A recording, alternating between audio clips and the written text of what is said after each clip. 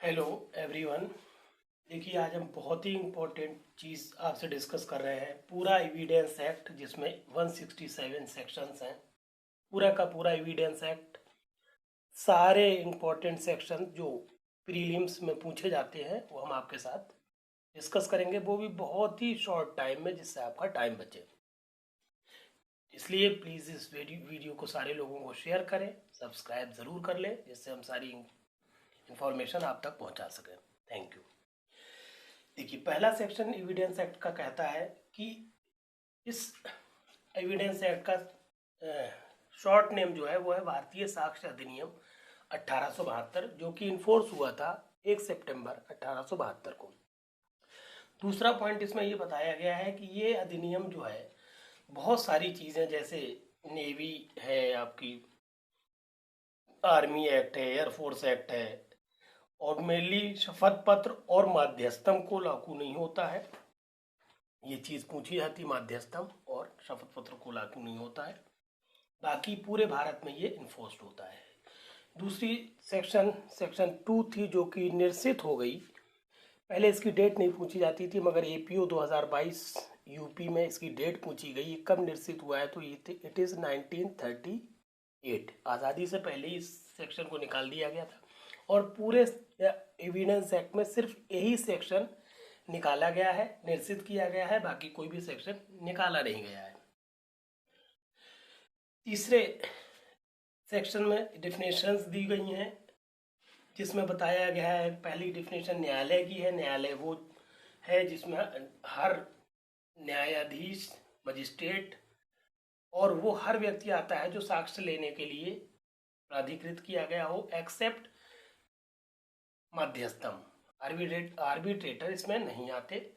तथ्य में हर उस चीज़ को आप इंक्लूड कर देंगे कि जिसको आप महसूस कर सके, सुन सके, इंद्रियों से देख सकें, इंद्रियों से महसूस कर सकें, या जिसके बारे में आप कुछ अनुमान लगा सकें, हर वो चीज़ तथ्य है।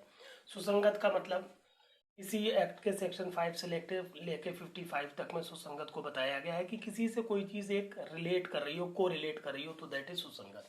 विभागक तत्व वो होता है, विवादित या विभागक तत्व उसको कहते हैं जिस अकेले से या किसी और के साथ मिलके पूरी की पूरी बात क्लियर हो जाए, डिसाइड हो जाए, दैट इज विभागिक या विवादित तथ्य। दस्तावेज उस अभिलेख को कहते हैं जो कोर्ट के सामने पेश किया जाए, या मौखिक रूप या इलेक्ट्रॉनिक रूप में पेश किया जाए। दस्तावेज कोई डॉक्यूमेंट हो सकता है, वो लकीरें हो सकती हैं, लिखा हुआ हो सकता है, फोटो चित्र हो सकता है, वॉटेवर। साक्ष्य उसको कहते हैं जो न्यायालय के सामने पेश किया जाता है। वो दो तरह के होते हैं, मौखिक साक्ष्य, दस्तावेजी या इलेक्ट्रॉनिक साक्ष्य।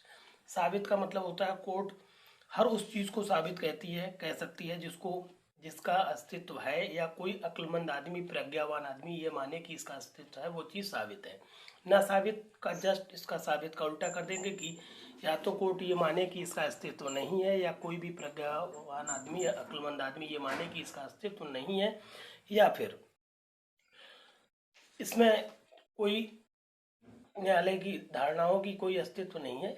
एक चीज और पूछी जाती है, ना साबित ना साबित, साबित के अलावा साबित नहीं हुआ यहाँ पर होना चाहिए। साबित नहीं हुआ, साबित नहीं हुआ का मतलब है ना तो साबित हो और ना ही ना साबित, ये पूछा जाता है ऑप्शंस में। तो साबित नहीं हुआ मतलब ना ही साबित हुआ ना ही ना साबित हुआ, तो साबित नहीं हुआ कहलाएगा।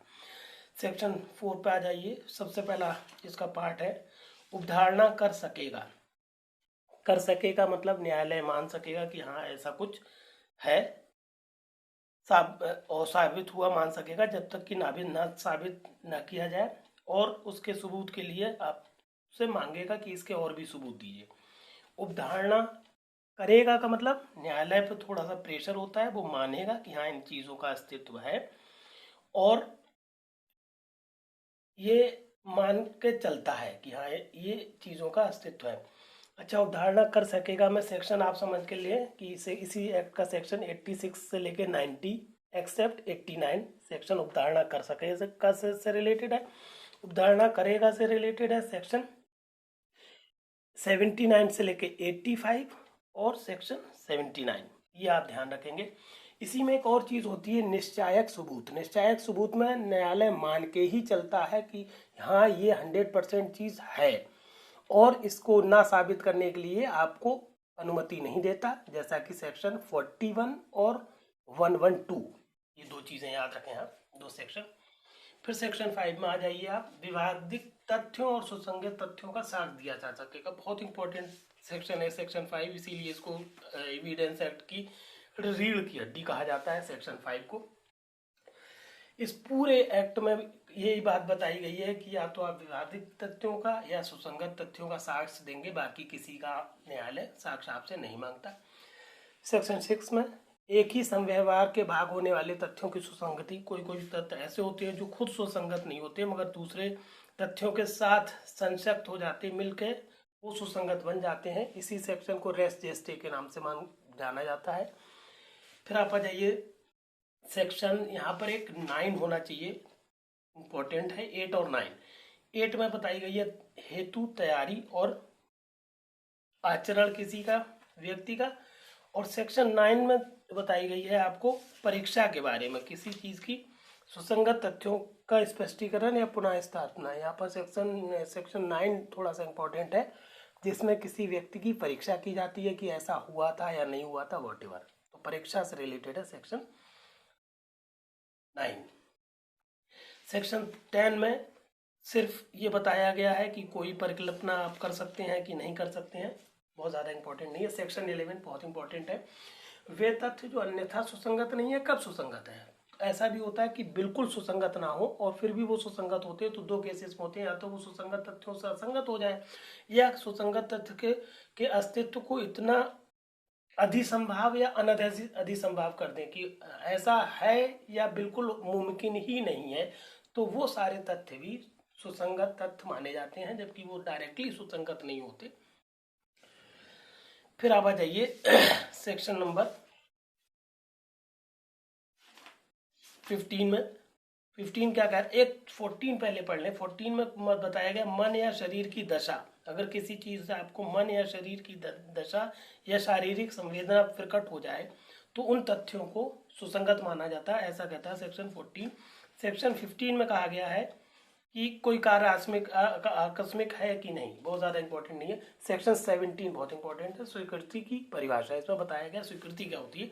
स्वीकृति का मतलब है कि कोई भी दो लोग एक ही बात पर एक ही भाव में सहमत हो गए हों तो कहलाती है स्वीकृति। इसमें स्वीकृति में कभी भी मौखिक हो सकती है, दस्तावेजी हो सकती है, इलेक्ट्रॉनिक हो सकती है, वॉटेवर, ये जरूर ध्यान रखेंगे आप। फिर 18 में कहा गया है अभिकर्ताओं की स्वीकृति। 19 में कहा गया उन व्यक्तियों की स्वीकृति जो पक्षकार नहीं है। 20 में कहा गया कोई ऐसा व्यक्ति जिससे पक्षकार कहे कि उससे जाके पूछ लीजिए, जैसे हम कहें कि बी जानता है कि मेरा घोड़ा जो है बहुत तंदुरुस्त है, नहीं माने तो उससे पूछ लीजिए जाके, और उसको कोई बीमारी नहीं है, बी कह देता हाँ भाई इनका ये घोड़ा बेच रहे हैं, ये ठीक है इनका घोड़ा, तो ये पक्षकार नहीं है बी, फिर भी बी की बात को स्वीकृति माना जाता है, ऐसा कहा जाता है सेक्शन 20 में। 21 सेक्शन इंपॉर्टेंट है, बहुत ही ज़्यादा इंपॉर्टेंट है। इसमें बताया गया है कि किन लोगों की स्वीकृति, उन्हीं के भी, जो भी आदमी स्वीकृति करता है उस स्वीकृति को उस व्यक्ति के विरुद्ध ही, स्वीकृति को का उन्हें करने वाले व्यक्तियों के विरुद्ध साबित किया जाएगा। मतलब जो व्यक्ति स्वीकृति करता है उसको उसी के विरुद्ध साबित किया जाता है। इसके 3 एक्सेप्शन है। पहला है कि वो व्यक्ति मर गया हो तो उसके तरफ से स्वीकृति साबित की जाएगी, मतलब विरुद्ध में हमेशा की जाती है, मगर तरफ से सिर्फ 3 केसेस में की जाती है, या तो वो व्यक्ति मर जाए तो सेक्शन 32 के अकॉर्डिंग, या फिर वो व्यक्ति अगर मरा नहीं है तो कोई ऐसी चीज हो कि उसकी असत्यता को अधिसंभाव कर दे, ऐसा हो ही नहीं सकता कि वो असत्य बोल रहा है, तो उसकी स्वीकृति को, उसके कथन को स्वीकृति मान लिया जाता है। या फिर ऐसी कोई कंडीशन आ जाए कि उसने स्टेटमेंट तो दिया मगर स्वीकृति के रूप में नहीं दिया, तो उसकी बात को स्वीकृति के रूप में एक्सेप्ट किया जाता है। इसके 3 अपवाद हैं। फिर आप आ जाइए सेक्शन 22 में दस्तावेजों के बारे में कहा गया, और 23 सेक्शन जो है सिविल मामलों से रिलेटेड है। कहा जाता है सिविल मामलों में स्वीकृतियां सुसंगत नहीं होती हैं जनरली, 24 में कहा गया है कि अगर किसी को उत्प्रेरणा देकर, धमकी देकर आप स्वीकृति कराते हैं तो उसकी स्वीकृति साबित नहीं करेंगे आप, ये विसंगत मामला माना जाएगा। फिर बहुत इंपॉर्टेंट सेक्शन है सेक्शन 25, पुलिस ऑफिसर से की गई संस्वीकृति का साबित न किया जाना। अगर कोई व्यक्ति पुलिस के सामने संस्वीकृति करता है तो उसको आप साबित कोर्ट में नहीं करेंगे, नहीं कर सकते। 26 में कहा गया पुलिस की अपेक्षा में होते हुए अभियुक्त द्वारा की गई संस्वीकृति का उसके विरुद्ध साबित न किया जाना। अगर पुलिस कस्टडी में है, इसमें एक एक्सेप्शन है, पुलिस कस्टडी में है तो उसकी स्वीकृति को आप नहीं साबित करेंगे कोर्ट में। हाँ, अगर वो मजिस्ट्रेट की उपस्थिति में कर रहा है तो आप उसको साबित कर पाएंगे। मजिस्ट्रेट के साथ की गई संस्वीकृति पुलिस कस्टडी में होते हुए सुसंगत है, बस इसका यही एक एक्सेप्शन है। 27 में बताया गया कि अगर कोई अभियुक्त से प्राप्त जानकारी में से कितनी साबित की जा सकेगी। अगर अभियुक्त पुलिस कस्टडी में है तो सिर्फ उससे जो चीज़ आपको ऑब्टेन हुई है, जो प्रमाण मिले हैं, उनको साबित करते हैं। जैसे कोई कहता है कि मैंने किसी का मर्डर करके चाकू आंगन में दबा दिया है, तो सिर्फ चाकू बरामद हुआ ये साबित किया जाएगा, पूरा स्टेटमेंट कोर्ट में साबित नहीं किया जाता। ये सेक्शन इसलिए बहुत इंपॉर्टेंट है, पूछा जाता है ऑप्शंस में। फिर आप आ जाएंगे 27 के बाद 28 में, जिसमें ये कहा गया है कि अगर किसी को कह दें हम आपकी बात को गुप्त रखेंगे, या कोई नशे में है, या आप चेतावनी देकर कोई संस्वीकृति कराते हैं, तो उसकी बात को भी संस्वीकृति के रूप में लिया जाएगा। विसंगत नहीं होगी उसकी संस्वीकृति। अगर वो नशे में है या थोड़ा बहुत आप गुप्त रखने का उसको वचन देकर ले लेते हैं तो भी संस्वीकृति मानी जाती है। सेक्शन 30 यहाँ पर मिसिंग है, जो कि बहुत इंपॉर्टेंट है। इसमें इस सेक्शन में बताया गया है कि जो सह अभियुक्त होता है, अगर वो संस्वीकृति करता है और संस्वीकृति साबित हो जाती है तो उसके खुद के विरुद्ध, अभियुक्त के या उसके साथियों के विरुद्ध उस संस्वीकृति को न्यायालय साक्ष्य में लेता है, संज्ञान में लेता है, उसकी संस्वीकृति मानी जाती है। सेक्शन 30 जरूर यहाँ पर समझिएगा। और 32 में बहुत इंपॉर्टेंट सेक्शन है 32, जो कि कहता है कि जो वो दशाएं जिसमें व्यक्ति मर गया है, अगर कोई आदमी कुछ वचन कह के कुछ बात कह के मर जाता है तो उसकी बात को एविडेंस के तौर पे लिया जाता है, साक्ष्य हो जाता है, और बहुत ही इंपॉर्टेंट साक्ष्य होता है मरे हुए आदमी का। सिर्फ इतना क्लियर हो जाए कि उसने मरते वक्त वही स्टेटमेंट दिया है तो सिर्फ इस बेस पे किसी आदमी को सजा हो जाती है, जिसको कहते हैं मृत्युकालिक कथन। सेक्शन 32 जो है यहाँ पर शायद मिस हो गया है, बहुत इंपॉर्टेंट सेक्शन है सेक्शन 32, मृत्युकालिक कथन से रिलेटेड है, जो कि बहुत ही ज़्यादा इंपॉर्टेंट है। उस कथन को एकदम न्यायालय सबूत के तौर पर प्रबल रूप में मानता है। फिर 32 के बाद बहुत ज़्यादा इंपॉर्टेंट सेक्शन नहीं है, सिर्फ एक 34 में पूछा जाता है लेखा पुस्तकों की प्रविष्टियां, जिसमें वो भी शामिल है जिन्हें इलेक्ट्रॉनिक रूप में रखा गया है, सुसंगत होती, मतलब कोई लिखी हुई बात है या इलेक्ट्रॉनिक अभिलेख है तो उसको भी सुसंगत माना जाता है। 38 में कहा गया है विधि पुस्तकों में जो बात लिखी है वो भी सुसंगत होती है। और 39 में कहा गया कि अगर कोई दस्तावेज बहुत बड़ा है और उसमें से कुछ आप कोई बात थोड़ी बहुत साबित करना चाहते हैं तो सिर्फ उस पन्ने को, उस पेज को, उस बात को आप न्यायालय के सामने पेश करें, पूरा का पूरा चिट्ठा लेकर न्यायालय के पास ना चले जाएं। 40 सेक्शन कहता है कि द्वितीयवाद के वर्णात, द्वितीयवाद या विचारण के वर्णात पूर्ण निर्णय सुसंगत है। मतलब निर्णय जब कोई कोर्ट देता है उसके बाद कोई दूसरा केस आता है तो दूसरे केस में ये कहा जा सकता है कि भाई इससे पहले भी ये कोर्ट जो है ये न्यायालय ऐसे निर्णय दे चुका है, इसलिए इसको अधिकारता है, और इस तरह से दूसरे वाद में ये आप सुसंगत तथ्य मानेंगे कि हाँ इसको अधिकारता थी।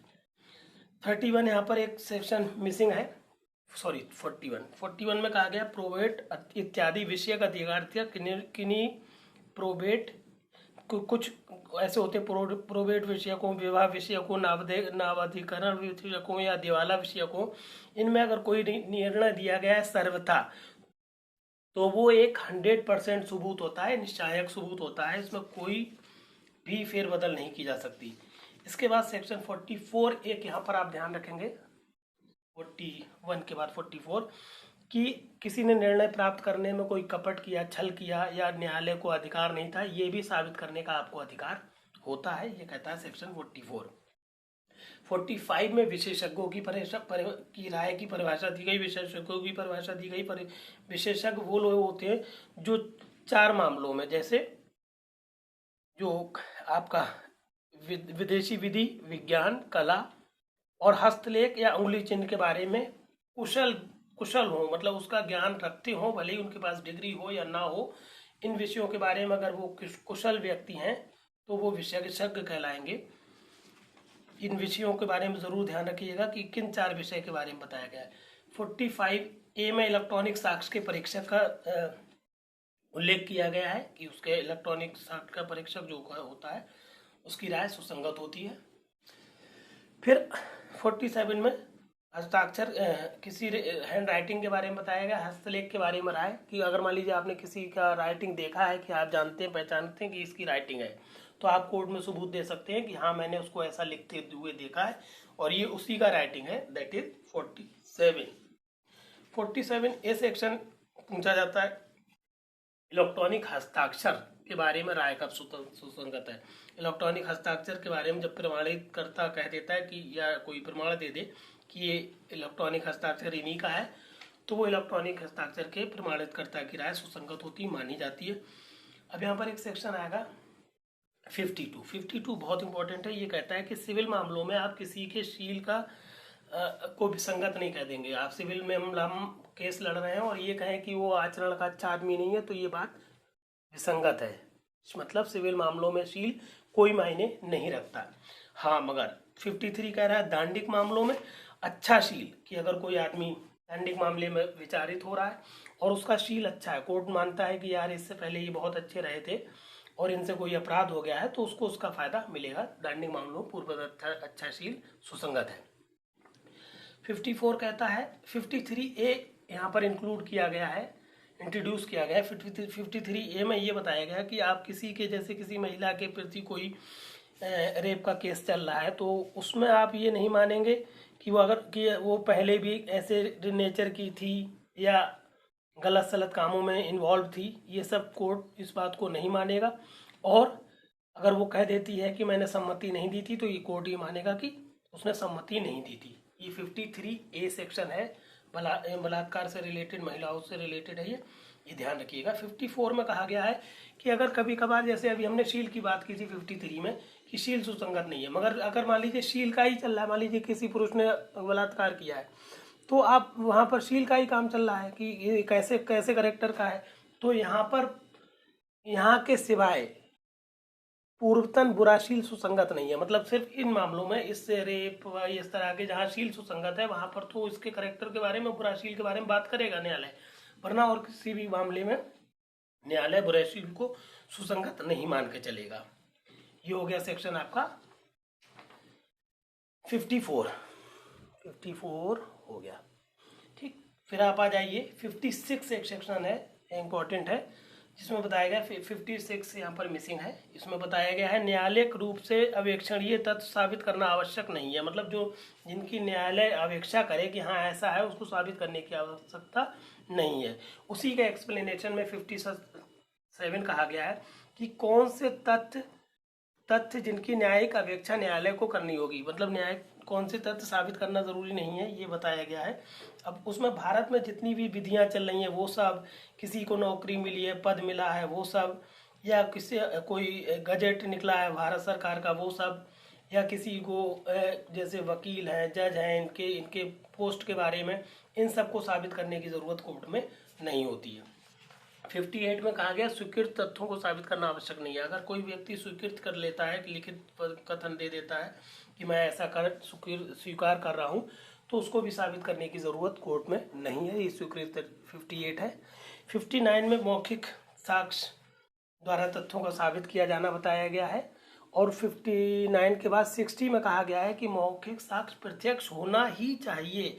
क्या मतलब है प्रत्यक्ष होने का? मतलब कि अगर किसी व्यक्ति ने देखा है तो वो देखे हुए बात को कहेगा, जिसने सुना है वो सुनी हुई बात को कहेगा, जिसने महसूस किया है वो इंद्रियों से महसूस की हुई बात को कहेगा, या किसी विशेषज्ञ की राय है तो वो आके वहाँ पर कोर्ट में बताएगा कि मेरी राय ये है, तभी उसको मौखिक साक्ष्य को प्रत्यक्ष होगा तभी साक्ष्य माना जाएगा, अन्यथा नहीं माना जाएगा। बहुत क्वेश्चन आते हैं मौखिक साक्ष्य, ये ज़रूर ध्यान रखिएगा। 61 से दस्तावेज की अंतर्वस्तु का सबूत, ये हेडिंग है। और इसमें क्या बताया गया कि दस्तावेजों से रिलेटेड सेक्शन स्टार्ट हो गया 61। अब 2 में प्राथमिक साक्ष्य को बताया गया कि वो चीज़ें प्राथमिक साक्ष्य होती हैं जो आप न्यायालय के सामने पेश करते हैं, प्रतिलेख सारे के सारे वो प्राथमिक साक्ष्य हैं। द्वितीय साक्ष्य वो होते हैं जो जैसे आपने जो कागज पेश किया कोर्ट में वो प्राथमिक साक्ष्य, दूसरे पार्ट के लिए वही द्वितीय साक्ष्य हो गया। ठीक, जो प्रतिलेख होते हैं वो दस्तावेज वो दूसरे पक्षकार के लिए द्वितीय साक्ष्य होते हैं। उसके अलावा द्वितीय साक्ष्य में कौन कौन आएंगे, कोई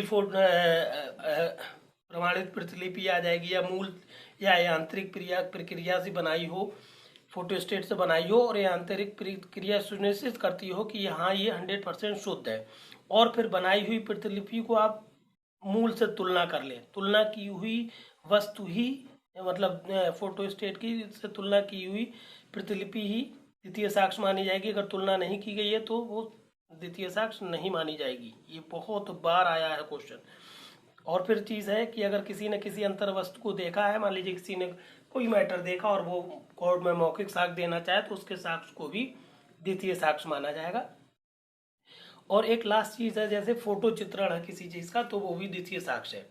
फिर 60 इनमें तो ये परिभाषा बता दी कौन कौन होते हैं। 64 में बताया दस्तावेजों का प्राथमिक साक्ष्य द्वारा साबित किया जाना, कि आप कोर्ट मेनली कोशिश करता है कि आप प्राथमिक साक्ष्य के द्वारा तथ्यों को साबित करें। कभी कभी ऐसा होता है कि आपके पास प्राथमिक साक्ष्य नहीं होते हैं तो बताया गया कि आप अब अवस्थाएं जिनमें दस्तावेज के द्वितीय साक्ष्य दिए जा सकेंगे।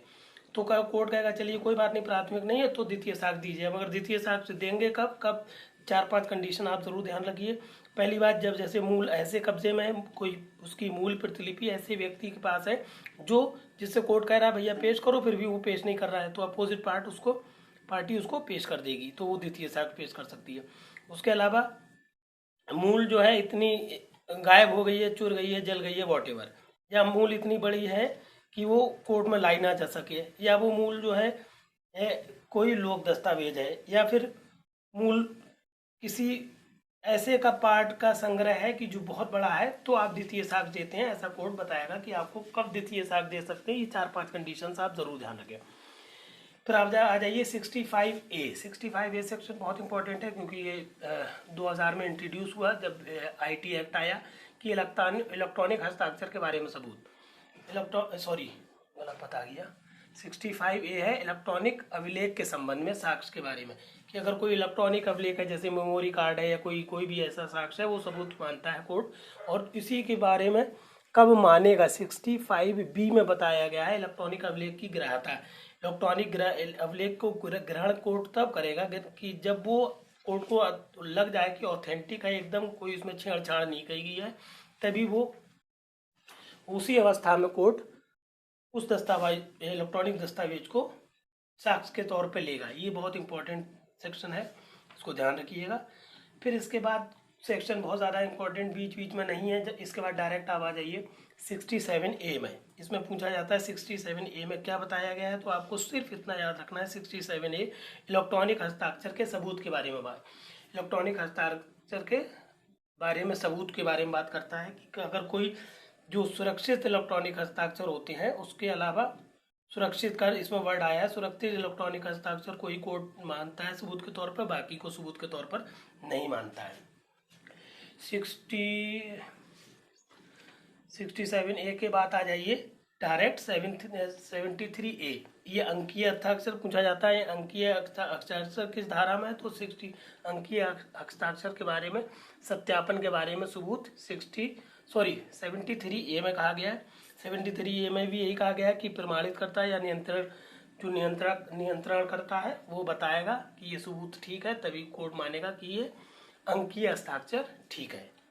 लोक दस्तावेज 74 में बताया गया है, हर वो चीज़ लोक दस्तावेज है जो किसी प्रभुता संपन्न प्राधिकारी के पास है या शासकीय निकाय के पास है, या भारत द्वारा किसी विदेशी न्यायालय में कोई कार्यकलाप के रूप में कोई अभिलेख रखा हुआ है, या किसी भी कोर्ट में कोई प्राइवेट दस्तावेज रखा हुआ है। जैसे बहुत सारी चीज़ें होती हैं, दखलनामा है, खसरा है, कागज़ है, जो आपकी FIR की कॉपी है, वोटर कार्ड है, चार्जशीट है, मत पत्र है, ये सारे के सारे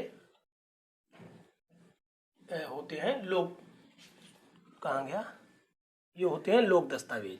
इनको छोड़कर लोक दस्तावेज के बाद 75 में प्राइवेट दस्तावेज बताया गया। इन सारे दस्तावेजों को जो हमने अभी लोक दस्तावेज बताए, इनके अलावा सारे दस्तावेज प्राइवेट दस्तावेज होते हैं जो कि 75 में बताए गए हैं। ये सेक्शन ज़रूर ध्यान रखिएगा। प्राइवेट सेक्शन के बाद आप इस सेक्शन के बाद डायरेक्ट आ जाइए 79। एक सेक्शन है जिसमें बताया प्रमाणित प्रतिलिपियां जो होती हैं उनमें न्यायालय ये कहता है, अभी हमने इससे पहले भी आपको बताया था, 79 से लेके 85 तक न्यायालय उपधारणा करेगा, सिर्फ करेगा, इतनी बात याद रखना है। और 86 से लेके 90 में उपधारणा कर सकेगा एक्सेप्ट 89। ये बात जरूर ध्यान रखिएगा, 89 में करेगा और 80 बाकी सब में कर सकेगा। ये सिर्फ इतनी बात इन सेक्शन से रिलेटेड है। बाकी 79 में प्रमाणित प्रतियों के बारे में, उपधारणा के बारे में बताया गया है। और 85 में मुख्तारनामा के बारे में, उपधारणा के बारे में बताया गया है। और 88 में तार संदेशों की उपधारणा के बारे में बताया गया है। और 89 में ये कहा गया है कि अगर कोई दस्तावेज नहीं पेश करता है तो कोर्ट ये मानता है, मानेगा, उधारणा करेगा कि ये दस्तावेज असली असली का मतलब अनुप्रमाणित, स्टाम्पित और निष्पादित की गई थी प्रॉपरली। ये 89 बताता है। सेक्शन 30 में 30 साल पुराने दस्तावेजों की उदाहरणा बताई गई है। और यही क्वेश्चन अगर उत्तर प्रदेश में आता है तो 30 की जगह 20 साल हो जाएगा। 20 साल के पुराने दस्तावेजों के बारे में उपधारणा है सेक्शन 90 में। 98 में लेखबद्ध संविदाओं के बारे में बताया गया है कि कोई लेखबद्ध संविदा है तो उसके बारे में।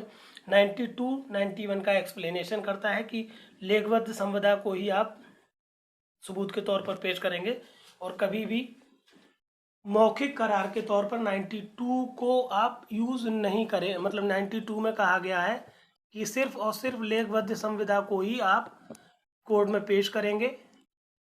इसके अलावा अगर लेखबद्ध संविदा है तो उसका मौखिक साक्ष्य नहीं दिया जाएगा, ऐसा कहता है सेक्शन नंबर 92। 92 के बाद आप आ जाइए सीधे सेक्शन 101 पे। इससे पहले कोई सेक्शन इंपॉर्टेंट नहीं है। 101 में बताया गया है कि सबूत का भार। सबूत का भार जो होता है, सबूत का भार का मतलब ये है कि अगर आप कोर्ट से चाहते हैं कि कोर्ट आप जैसा आप कह रहे हैं वैसा कोर्ट निर्णय दे, तो आपको वो सारी चीज़ें कोर्ट में पेश करना होंगी, साबित करना होंगी कि जो आप कह रहे हैं वो तथ्य सही हैं, तभी कोर्ट आपके बारे में निर्णय देगा। ये कहा जाता है सबूत के भार का। ये बहुत ही इंपॉर्टेंट सेक्शन है। सेक्शन 102। सेक्शन 102 एग्जैक्टली कहता है सबूत का भार किस पर होता है। ये डिफिनेशन है। इसमें कहा गया सबूत का भार उस व्यक्ति पर होता है जो अगर साबित कोर्ट में नहीं कर पाया तो वो हार जाएगा। ये इसका मतलब है सबूत का भार उस व्यक्ति पर है जो अगर साबित ना कर पाया तो वो हार जाएगा। ये है मतलब 102 का। यहाँ पर 2-3 सेक्शन और मिसिंग है। 103 में कहा गया है विशिष्ट तथ्य के बारे में सबूत का भार। जैसे विशिष्ट तथ्य का मतलब मान लीजिए आपके पास टिकट है तो आप ही जानते हैं कि आपके पास टिकट है या नहीं है, तो ये इसका मतलब आप ही को साबित करना होगा। इसके अलावा 105 सेक्शन बहुत इंपॉर्टेंट है कि जिसमें कोई अपराधी अगर किसी अपराध वो ये साबित करने का भार कि अभियुक्त का मामला अपवादिक दशाओं में आता है। ये भार भी सिर्फ अभियुक्त पे है कि अगर कोई आदमी चाहता है कि नहीं भाई मैं एक्सेप्शन में आता हूँ, तो अभियुक्त को ये या उस व्यक्ति को जिस पर चार्ज लगा उसे ये साबित करना होगा कि वो अपवादिक दशाओं में आता है। ये सेक्शन बहुत इंपॉर्टेंट है 105। एक और सेक्शन है विशेषता ज्ञात तत्व को साबित करने का भार। विशेषता ज्ञात तत्व का मतलब होता है कि कोई बात ऐसी है जो आप जानते हैं, जैसे अपराधी ही उस बात को जान रहा है तो उसको कहते हैं विशेषता ज्ञात तत्व। इस विशेषता अभी हमने जो एग्जाम्पल दिया था टिकट वाला, तो वो विशेषता ज्ञात तथ्य को 106 से रिलेटेड है। और विशेष मामलों में जैसे मान लीजिए वो का एग्जाम्पल हम दे देते हैं 103 का कि मान लीजिए आप कहीं और उपस्थित थे, तो आप ये होता है विशेष मामले कि आप कह रहे नहीं मैं वारदात के टाइम वहाँ पर था ही नहीं, तो ये विशेष मामले होते हैं। तो ये भार भी उस व्यक्ति पर है जो ये कहता है मैं वहाँ पर नहीं था। ये 103 का एग्जाम्पल है। हमने पिछले उसमें आपको 106 का एग्जाम्पल दिया था टिकट वाला। फिर इसके बाद आ जाइए 107 कहता है कि अगर 30 साल तक कोई आदमी जिंदा है, इसका मतलब वो जिंदा ही होगा। अगर वो कोई मृत्यु साबित करना चाहता तो उसे साबित करे। मतलब 107 जीवित रहने की उदाहरणा है से रिलेटेड है। इसका जस्ट उल्टा 108 है। अगर किसी बारे में 7 साल से कोई किसी के बारे में 7 साल से कुछ नहीं सुना है तो ये साबित करने का भार कि वो जिंदा है उस व्यक्ति पे है जो ये कहता है कि जिंदा है। तो ये 107 जीवित रहने की उदाहरण से रिलेटेड है, 108 मृत्यु की उदाहरण से रिलेटेड है, 109 में मालिक और भूस्वामी अधिकारी के बारे में बताया गया है कि ये लोग हक रखते हैं या नहीं। 1010 बहुत इंपॉर्टेंट है, 1010 में बताया गया है कि स्वामित्व के बारे में सबूत का भार। अगर कोई प्रथम दृष्टा लग रहा है कि ये व्यक्ति इसका कब्जा है, ये मालिक है, तो जो इसको नकारता है कि नहीं ये मालिक नहीं है, तो ये भार नकारने वाले पर चला जाता है कि वो साबित करे ये व्यक्ति मालिक नहीं है। बाकी 111 विश्वास के रिलेटेड है। जैसे आप कोई वकील अपने हायर करते हो तो वकील और आपके बीच में एक संबंध होता है, इसको 111 में कहा गया है।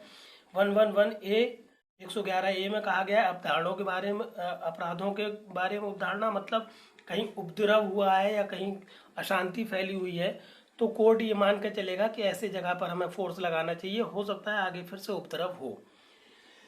ये सेक्शन के बाद आप 112 बहुत इंपॉर्टेंट सेक्शन है। 112 में बताया गया कि अगर विवाहित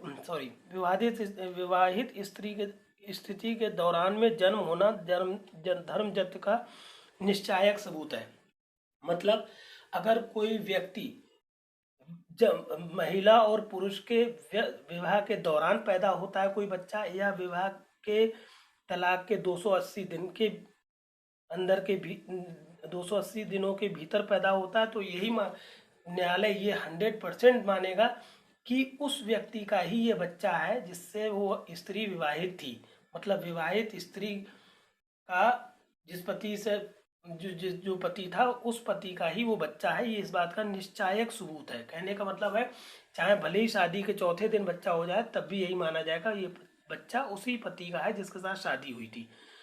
कोर्ट इसको निश्चायक सबूत मानता है। सिर्फ एक एक्सेप्शन देता है कि अगर कोर्ट को ये लग जाए कि भाई ये जब बच्चा गर्भ धारण हुआ था तो ये यहाँ थे ही नहीं, तो मान सकता है कोर्ट कि हाँ ऐसा इनका पुत्र नहीं है या उनकी पुत्री नहीं है। कहने का मतलब जैसे 2 साल से कोई सऊदी अरब में रह रहा है उसके घर बच्चा हो जाए, वो सऊदी अरब से इंडिया आया ही ना हो, तो इसको खंडन किया जा सकता है, वरना ये धारा 112 खंडित नहीं होती है। फिर 113A बहुत इंपॉर्टेंट है। 113 तो सिर्फ राज्यों के अभ्यर्पण के बारे में है। 113A बहुत इंपॉर्टेंट है जो कि बताती है कि अगर 7 साल के अंदर 113A कहती है अगर किसी विवाहित स्त्री द्वारा आत्महत्या के दुष्कर्म के बारे में उदाहरण, अगर कोई स्त्री अपने शादी के 7 साल के अंदर आत्महत्या कर लेती है तो ये माना जाएगा इसके ससुराल वालों ने इसको प्रताड़ित किया था और इस प्रताड़ना से उसने आत्महत्या कर ली। 113B मृत्यु दहेज से रिलेटेड है या दहेज मृत्यु से रिलेटेड है। मतलब अगर किसी औरत की हत्या हो जाती है या मर जाती है तो ये और इससे जस्ट पहले उनके ससुराल वालों ने दहेज वगैरह की मांग की हो, 113B दहेज मृत्यु के बारे में उदाहरण, तो दहेज वगैरह की मांग की है तो इसका मतलब माना जाएगा दहेज के चक्कर में इसकी हत्या की गई है। ये यहाँ उदाहरणा 113A में उदाहरणा कर सकेगा कहा गया है और 113B में उदाहरणा करेगा, मानेगा कोर्ट कि मर्डर किया गया है। ये 304B IPC में केस चला जाएगा। फिर 114 भी बहुत इंपॉर्टेंट है। इसमें कहा गया है न्यायालय किन्हीं तथ्यों का अस्तित्व उदाहरण कर सकेगा जो कि किसी के दिमागी मतलब कह सकते हो आप प्राकृतिक घटनाओं, मानवीय आचरण या उसका कैसा रवैया है उसके बारे में न्यायालय अपनी राय बना सकेगा। जैसे मान लीजिए किसी के पास चोरी का सामान मिला है तो न्यायालय मानेगा कि ये चोरी में इन्वॉल्व रहा होगा या चोरी का सामान खरीदता होगा या ऐसा कुछ व्यापार करता जरूर होगा, वरना चोरी का सामान इसके पास क्यों मिलता, ये उपधारणा कर सकता है न्यायालय 114 के अकॉर्डिंग। 114A बहुत इंपॉर्टेंट सेक्शन है। 114A बलात्संग के लिए है कि कभी कभार कहा जाता है कि कोर्ट में कहते हैं कि स्त्री से कि इनकी भी सम्मति थी बलात्संग के दौरान, बलात्कार के दौरान, तो अगर स्त्री कह देती नहीं मैंने अपनी सम्मति नहीं दी थी तो कोर्ट ये मानेगा, उपधारणा करेगा कि स्त्री ने सम्मति नहीं दी थी। अगर वो कह दे कि मैंने सम्मति नहीं दी तो उपधारणा करेगा कि उसने सम्मति नहीं दी थी। 115 विबंध के बारे में। विबंध एग्जैक्टली कोई ऐसा स्टेटमेंट है जो किसी पक्षकार ने दे दिया है, कह दिया है, अब उससे पीछे ना पलटने दिया जाए, इसको विबंध कहते हैं। जो कह दिया कोर्ट, उससे उसको पलटने नहीं देता अपने स्टेटमेंट से, इस नियम को विबंध कहते हैं। और कुल मिला के देखा जाए पूरे एविडेंस एक्ट में 3 सेक्शन सिविल से रिलेटेड है। एक सेक्शन है अभी हमने बताया आपको 23, एक 52 और एक सेक्शन 115। सिर्फ 3 ये सेक्शन सिविल मामलों से रिलेटेड होते हैं। 52 में भी हमने बताया कि सिर्फ और सिर्फ सिविल मामलों में ही ये लागू होगा, सिविल मामलों में शील विसंगत होता है, ऐसा हमने आपको बताया था सेक्शन 52 में। फिर आप 115 के बाद आ जाइए डायरेक्ट 118 पर। 118 एग्जैक्टली कहता है कौन साक्ष्य दे सकता है। तो हर आदमी, हर व्यक्ति साक्ष्य दे सकता है, सिर्फ ये शर्त है कि वो ऐसा ना हो कि कोमल वयस या अति वार्धक्य, मतलब कोमल वयस बहुत कमज़ोर दिमाग का है, या बहुत ज़्यादा उम्र है, या शरीर या मन का कोई ऐसा रोग है जिससे वो किसी बात को, आपकी बात को समझने में दिक्कत कर रहा है, उसे समझ में नहीं आ रही है, या फिर समझ पा रहा है तो आपका उत्तर देने में असमर्थ है, या उत्तर देने के लायक नहीं है, उतनी अक्ल उसमें नहीं है कि उसका उत्तर दे सके। सिर्फ ऐसे व्यक्तियों को छूट मिली है, बाकी हर व्यक्ति सक्षम साक्षी होता है, ऐसा कहा गया है 118 में। 119 में कहा गया है कि कोई व्यक्ति मौखिक साक्ष्य भी दे सकता है। जैसे कोई गूंगा आदमी है तो बोल नहीं सकता, वो संकेतों द्वारा अपना साक्ष्य दे सकता है या लिख के दे सकता है, और चाहे लिख के दे या संकेतों दे, ये सारे के सारे जो साक्ष्य होते हैं वो मौखिक साक्ष्य माने जाते हैं। लिखने का मतलब ये नहीं है कि वो दस्तावेजी साक्ष्य हो गए, मौखिक साक्ष्य होते हैं वो। फिर आप सेक्शन यहाँ पर आप आ जाइए 112 पे। 121 में न्यायाधीश और मजिस्ट्रेट के बारे में बताया गया है कि वो उनको विवश नहीं किया जा सकता, कि वो जो अपने कोर्ट में काम कर रहे हैं उनके बताने के लिए कि उन्होंने क्यों ऐसे स्टेटमेंट को लिखा है या क्या, इसी विवश नहीं किया जा सकता, सिर्फ उनके ऊपर के न्यायालय जब तक अनुमति ना दें। 122 बहुत इंपॉर्टेंट सेक्शन है। इसमें कहा गया है विवाहित स्त्री के दौरान में दी गई संसूचनाएं, विवाहित स्थिति के दौरान में की गई संसूचनाएं। अगर कोई व्यक्ति अपने विवाह के दौरान कोई संसूचित करता है, एक दूसरे को पति पत्नी कोई बात कहते हैं, और तो वो जो विवाहित स्थिति के दौरान जो संसूचनाएं एक दूसरे को दी हैं उनको कोर्ट में पेश नहीं किया जा सकता। और अगर वो बताना भी चाहे एक दूसरे के विरुद्ध तो बताने की कोर्ट अनुमति नहीं देगा, जब तक कि वो व्यक्ति, जैसे मान लीजिए पति पत्नी के खिलाफ कोई स्टेटमेंट दे रहा है तो तब तक नहीं देगा जब तक कि पत्नी उसकी अनुमति ना दे दे, सम्मति ना दे दे, तब तक उसको वो कोर्ट न्यायालय उसके खिलाफ उसकी पत्नी के विरुद्ध कोई भी स्टेटमेंट नहीं लेगा, ना ही उसको लेने के संसूचित संसूचनाओं को व्यक्त करने का आदेश देगा, ना ही अनुमति देगा कोर्ट, तब तक जब तक जिसको दिक्कत है वो सम्मति ना दे दे। ये क्वेश्चन आया है एपीओ में 18 में। ये हो गया विवाहित स्त्री से रिलेटेड। फिर 122 के बाद आप आ जाइए 126 में वृत्तिक संसूचनाएं। वृत्तिक संसूचनाएं का मतलब है, जैसे मान लीजिए आपने कोई प्रोफेशनल जैसे वकील को हायर किया, तो वकील और क्लाइंट के बीच में जो स्टेटमेंट्स होते हैं, जो बातें होती हैं, उनको कभी भी साबित करने के लिए कोर्ट नहीं कहेगा। और अगर वो वकील या क्लाइंट कहना भी चाहे कि हमको हमारे बीच में ये बात हुई थी, तब भी कोर्ट उसको रोक देगा, उसको इजाज़त नहीं देगा, उसको अनुमति नहीं दे देगा अपनी उस बात को रखने का। हाँ, सिर्फ इसमें 2 एक्सेप्शन है। एक ये कहा गया है कि अगर मान लीजिए वो अपने वकील को हायर कर ले, उसके बाद अगर कोई क्राइम करता है तो वो संसूचना सुरक्षित नहीं है, या फिर कोई इसलिए वकील हायर करता है कि आगे चल के मैं फ्रॉड कर सकूं, तो ये संसूचना उसको कोई फायदा नहीं, मतलब तो संसूचित करने के लिए फ्री है वकील। मतलब यहाँ पर ये 2 जगहों पर उसको संसूचित करने से नहीं रोका जाएगा, बाकी संसूचना नहीं दी जाएगी, ऐसा सेक्शन कहता है 126। 126 के बाद 126 के बाद आप आ जाइए एक 132 भी यहाँ पर आप पहले समझें। 132 में कहा गया है कि इस आधार पर कि उत्तर उसे अपराध में फंसाएगा, साक्षी को उत्तर देने से क्षम नहीं किया जाएगा। मतलब कि अगर कोई साक्षी आया, उसे लगा कि यार अगर हम स्टेटमेंट दे देंगे तो हम भी फंस जाएंगे, तो ऐसा नहीं है कि चाहे वो फंसे चाहे कुछ भी हो, उसे स्टेटमेंट देना पड़ेगा, कोर्ट उसके साथ सख्ती से पेश आएगा और वो इससे बच नहीं पाएगा कि वो भी आके अपराध में फंस जाएगा। बहुत ही से इम्पोर्टेंट सेक्शन है 133।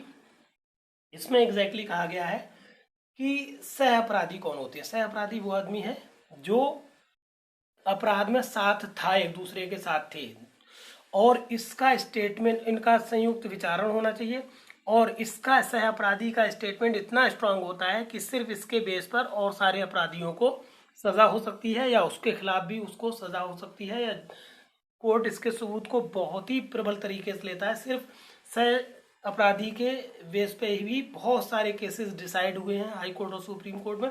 सह मतलब कहने का सह अपराधी सक्षम साक्षी है और उसके बेस पे सजा हो सकती है, ये बताया गया है। इससे के बाद 134 में बताया गया साक्षियों की संख्या कितनी हो सकती है। तो कहीं पर भी ये नहीं कहा गया है पूरे साक्षियों की संख्या के बारे में कि इतने होना चाहिए, कोई संख्या निर्धारित नहीं है। अगर एक भी साक्षी मजबूत साक्षी है जो एकदम सत्य बोल रहा है और सच्चा है, तो सिर्फ एक साक्षी के बेस पे किसी आदमी को सजा हो सकती है। साक्षियों की संख्या जरूरी नहीं है, क्वालिटी होना चाहिए।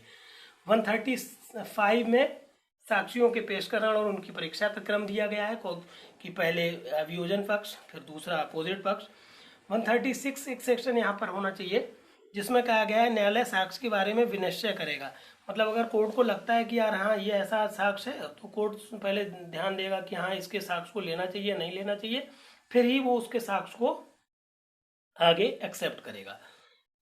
फिर आ जाइए 137 पूछी जाती है कि मुख्य परीक्षा किस सेक्शन में है। तो मुख्य परीक्षा का उल्लेख 137 में, मुख्य परीक्षा वो होती है जो अभियोजन पक्ष के द्वारा ली जाती है। अभियोजन व्यक्तियों की होती है, अभियुक्त की होती है, या उसके संबंधित व्यक्तियों की होती है मुख्य परीक्षा।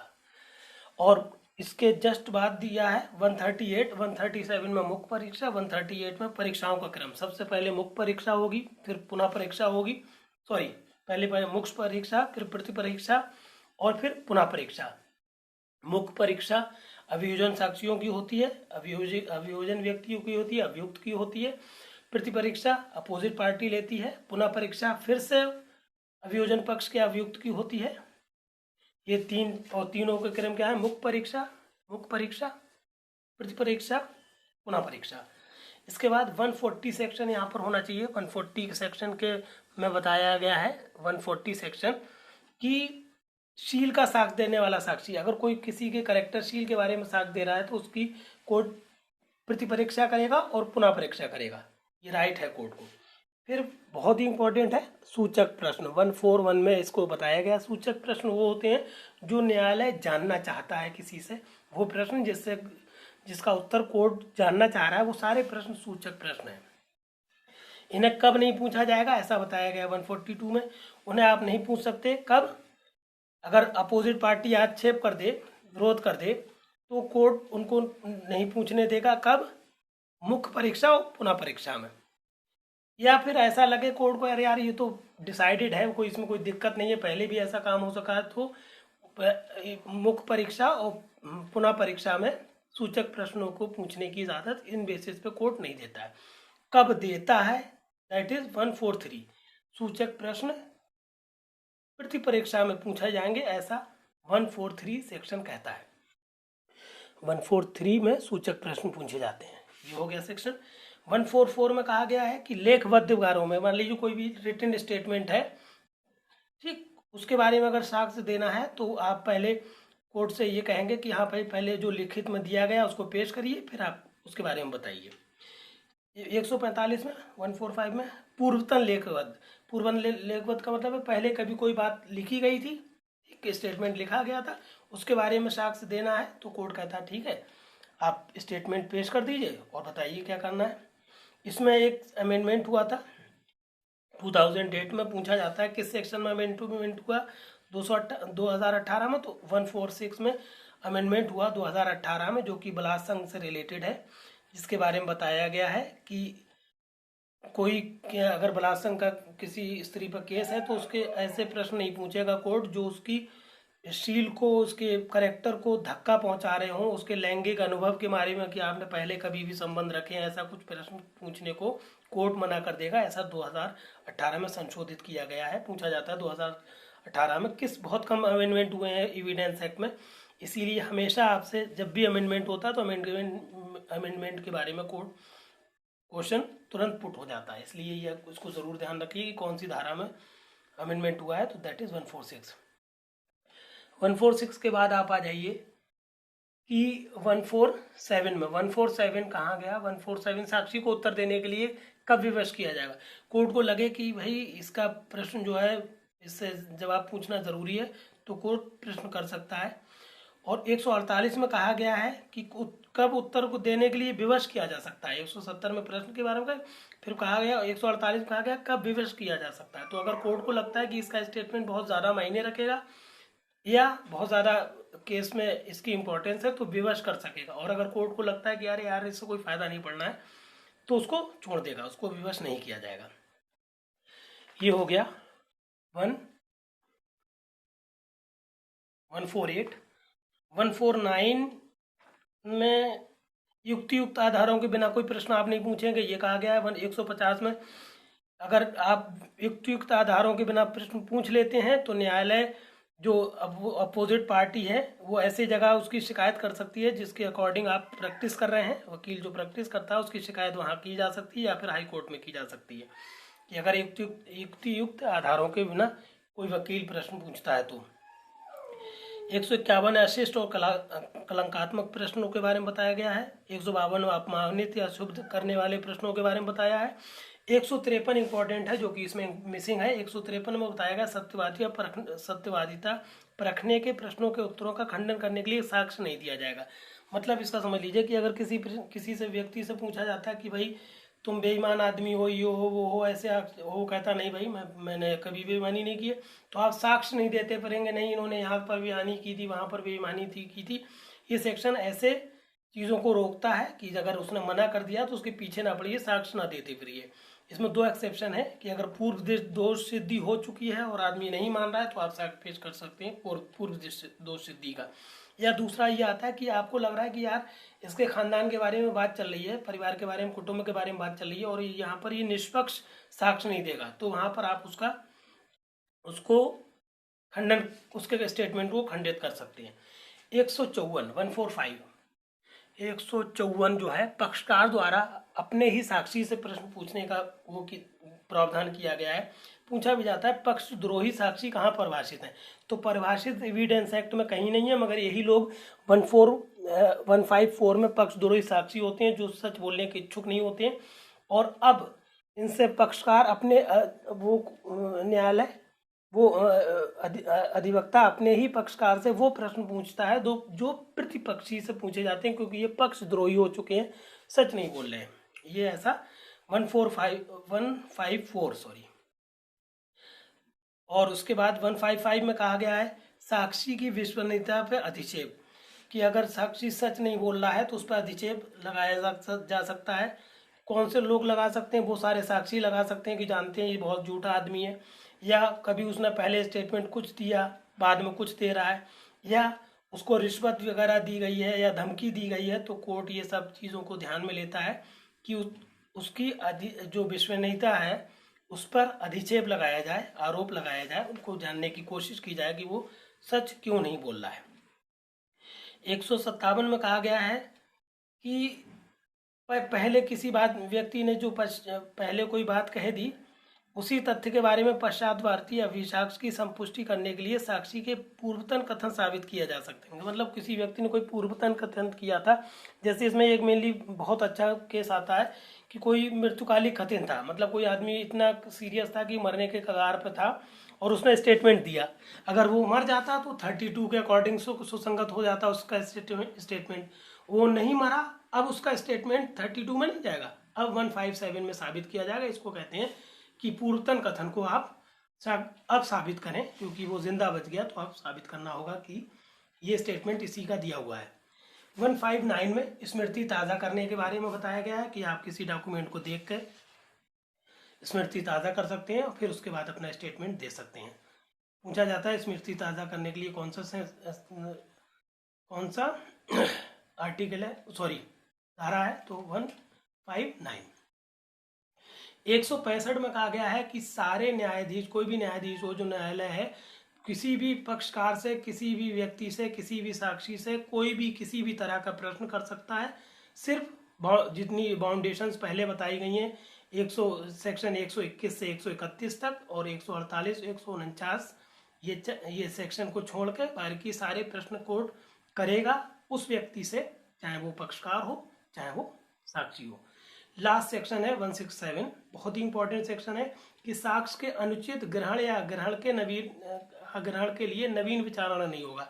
मतलब क्या है कि कोई साक्ष्य दिया गया और साक्ष्य जो है अगर वो ना भी दिया जाता और स्टेटमेंट वही रहता, मतलब कोर्ट का जजमेंट वही रहता जो बिना साक्ष्य के है, तो ऐसा नहीं है कि उस साक्ष्य के ना लिए जाने के कारण आप दूसरा विचारण करने लगे। मतलब अगर कोई विचारण के बाद कोई चीज़ छूट जाती है और छूटने के बाद कोर्ट को लगता है कि अगर इसको इंक्लूड भी किया जाता तब भी निर्णय वही होता, तो अब इस मामले में दूसरा विचारण नहीं होगा और उसी विचारण को आप कोर्ट के संज्ञान में रखेंगे और कोर्ट उसमें डिसीजन देगा। Thank you for watching this. Please share and subscribe this channel. Thank you very much.